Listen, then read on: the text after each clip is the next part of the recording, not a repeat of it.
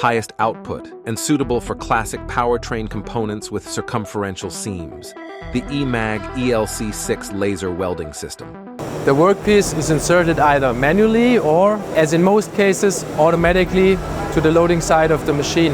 An NC swivel drive then brings the workpiece into the working area. This swivel drive ensures short, non-productive times. In the working area, the welding process is carried out according to the proven principle of rotating workpiece, resting optics. Further processes like joining or induction preheating can be added easily. The machine is compact and offers optimum accessibility. This brings perfect maintenance and short changeover activities. Electric drives are used instead of pneumatics and hydraulics. This ensures process stability while keeping operating costs low.